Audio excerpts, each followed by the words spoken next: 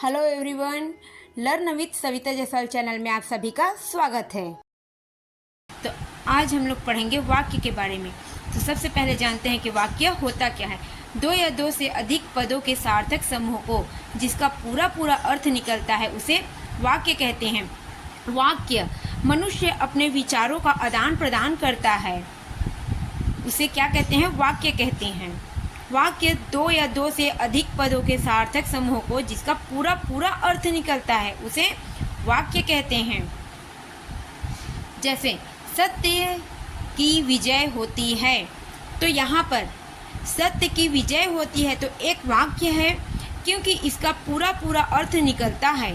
किंतु सत्य विजय होगी वाक्य नहीं है, क्योंकि इसका अर्थ नहीं निकलता है। वाक्यांश, तो आइए जानते हैं वाक्यांश होता क्या है। शब्दों का ऐसा समूह जिसका अर्थ तो निकलता है किंतु पूरा पूरा अर्थ नहीं निकलता, वाक्यांश कहलाता है। जिसका अर्थ पूरा निकलता ही नहीं है, जैसे दरवाजे पर, कोने पर, तो इसका अर्थ नहीं निकल रहा है, तो ये क्या है? वाक्यांश है। फिर आगे देखते हैं वाक्य के अंग। भाषा की सबसे छोटी इकाई वाक्य होती है। वाक्य शब्दों के सार्थक समूह को वाक्य कहते हैं। वाक्य के दो अंग होते हैं, उद्देश्य और दूसरा है विधेय। उद्देश्य कर्ता को कहते हैं, विधेय कर्म को कहते हैं। उद्देश्य जिसके बारे में बात की जाए उसे उद्देश्य कहते हैं। विधेय जो बात की जाए उसे विधेय कहते हैं। जैसे मोहन प्रयाग में रहता है, तो यहाँ पर मोहन क्या हुआ? कर्ता। कर्म क्या है? रहना। मोहन प्रयाग में रहता है। आगे है आप लोग के लिए वाक्य के भेद एवं प्रकार। अर्थ के आधार पर 8 प्रकार के होते हैं वाक्य, रचना के आधार पर 3 प्रकार के होते हैं। तो सबसे पहले पढ़ेंगे हम लोग अर्थ के आधार पर। अर्थ के आधार पर पहला है आप लोग का विधिवाचक वाक्य। विधिवाचक वाक्य में किसी बात के होने का बोध होता है, तो इसकी परिभाषा है वह वाक्य जिसे किसी प्रकार की जानकारी प्राप्त होती है। जैसे भारत एक देश है, दशरथ अयोध्या के राजा हैं। इस पे दशरथ अयोध्या के राजा हैं, तो इस पे अयोध्या के राजा कौन है? दशरथ। तो इसकी बात हो रही है कि विधिवाचक वाक्य पे। फिर है उसके बाद निषेधवाचक वाक्य, जिसमें कार्य ना होने की, निषेधवाचक वाक्य से स्पष्ट हो रहा है कि कार्य ना हो पाना। जैसे जिन वाक्यों से कार्य ना होने का भाव प्रकट होता है उसे निषेधवाचक वाक्य कहते हैं। जैसे मैंने दूध नहीं पिया, मैंने खाना नहीं खाया। फिर तीसरा पे है आप लोग का आज्ञावाचक। आज्ञावाचक वाक्य से स्पष्ट हो रहा है कि आज्ञा दी जाती है, इस पर आज्ञा दी जाती है। जिस वाक्य में आज्ञा, अनुमति, उपदेश व विनय का बोध हो वह आज्ञावाचक वाक्य होता है। जैसे बैठो, तुम इधर आओ, शांत रहो, राम सोने जाओ, ये क्या है? आज्ञा दे रहे हैं। ठीक। उसके बाद है आप लोग का प्रश्नवाचक वाक्य। वह वाक्य जिसके द्वारा किसी प्रकार का प्रश्न किया जाता है। इस पे क्या किया जाता है? प्रश्न पूछा जाता है, प्रश्न किया जाता है। जैसे तुम कहाँ जा रहे हो, तो यहाँ पर प्रश्न किया जा रहा है। राम के पिता कौन हैं? उसके बाद है आप लोग का पांचवा है आप लोग का विस्मयवाचक वाक्य।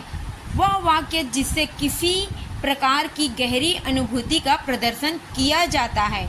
इसमें आश्चर्य, घृणा, शोक ये आता है। विस्मय जिसे आश्चर्य से देखा जाता है। जैसे ओहो कितनी ठंडी रात है, अरे यह क्या हो गया।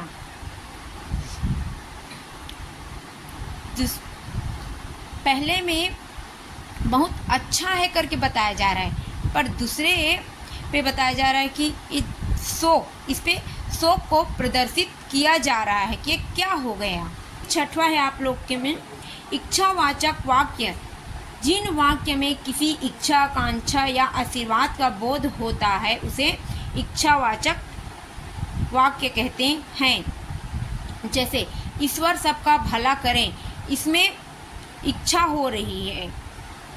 इस पे आशीर्वाद दिया जा रहा है कि ईश्वर सबका भला करे, नव वर्ष मंगलमय हो, इस पे नव वर्ष की मंगलमय हो, इस पे आशीर्वाद दिया जा रहा है। और पहले पे इस पे कामना की जा रही है। फिर है आप लोग का 7वां संकेतवाचक वाक्य। किसी संकेत का बोध होता है, इस पे क्या होता है, संकेत का बोध होता है।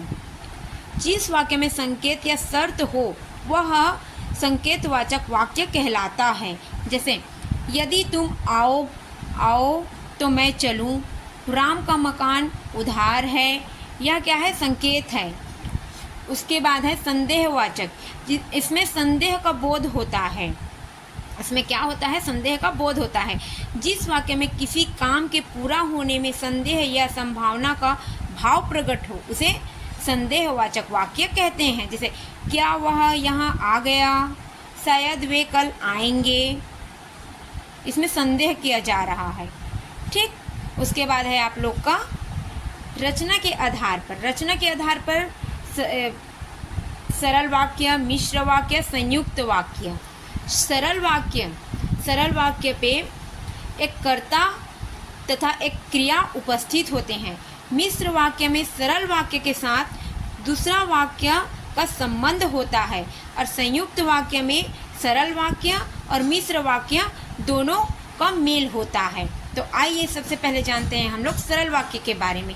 तो जिन वाक्यों में एक ही विधेय होता है उन्हें सरल वाक्य कहते हैं। विधेय कर्म को कहा जाता है जिसपे कर्म होता है। जैसे राजू पढ़ता है, तो यहाँ पर क्या है, कर्म। राजू क्या कर रहा है, पढ़ने का कार्य कर रहा है। राम दूध पीता है, इस पे क्या हो रहा है, कर्म, पीना, मतलब पीता है। ठीक, विधेय का कार्य हो रहा है। फिर आगे है आप लोग का मिश्र वाक्य। इसमें एक उद्देश्य और विधेय के अलावा एक से अधिक क्रियाएं शामिल होते हैं। उद्देश्य कर्ता, विधेय कर्म के अलावा एक से अधिक मतलब और भी क्रिया शामिल होते हैं। जैसे यदि परिश्रम करोगे तो उत्तीर्ण हो जाओगे। वह कैसा व्यक्ति होगा जिसने आम नहीं खाया हो। तो पहले पे यदि परिश्रम करोगे तो बोला जा रहा है, यहाँ पर इस पे उद्देश्य है, विधेय है और शब्द जुड़ा हुआ है। पहले पे कर्ता, कर्म और शब्द, ठीक है। उसके बाद है आप लोग का संयुक्त वाक्य। दो अथवा दो से अधिक साधारण वाक्य जब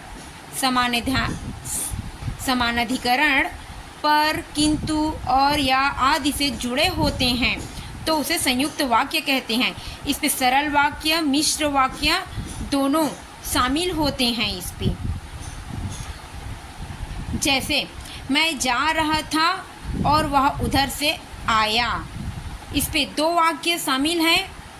इसमें मैं जा रहा था और वह उधर से आया।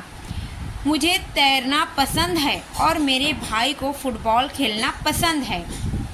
ठीक, तो आप लोग के लिए एक क्वेश्चन है, किशन भी परीक्षा में उत्तीर्ण हुआ और हरी भी, क्योंकि दोनों अच्छे से पढ़ाई करते थे। इसमें कौन सा वाक्य है? पहला सरल वाक्य, दूसरा मिश्र वाक्य, तीसरा संयुक्त वाक्य। तो आज के लिए बस इतना ही। धन्यवाद।